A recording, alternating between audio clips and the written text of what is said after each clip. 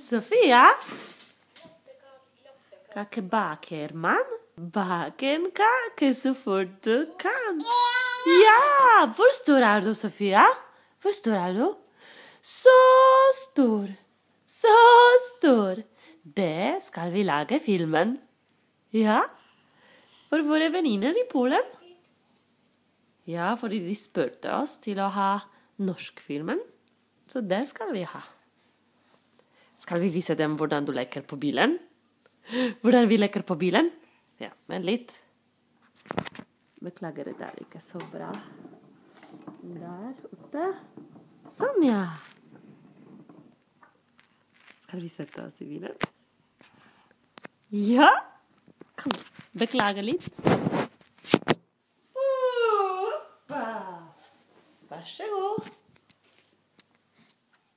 Hvor er du da? Hallo. Hei, hei. Hei, hei. Kom. Brum, brum, brum, brum, brum. Brum, brum, brum, brum, brum, brum, brum. Hvor skal vi nå? Hvor er pappaen din? Hvor er pappaen din? Brum, brum, brum. Mamma er litt forkjølet nå. Håper du skal ikke få den forkjølelsen. Greit da. Brum,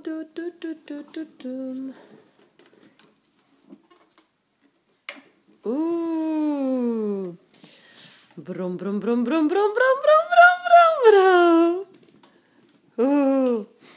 Skal vi leke litt grann på norsk også? Ja! Sofia, hode, skulder, kne og tå, kne og tå. Hode, skulder, kne og tå, kne og tå. Øyne, nese, skinn og klappe på. Hode, skulder, kne og tå, kne og tå. Ja, det var spesielt for Lolka. Ja, det var det. Med kjærligheten. Ha det. Du skal si ha det nå. Kan du si ha det? Ja, det skal du bare gå videre. Tak, ha det godt. Ja.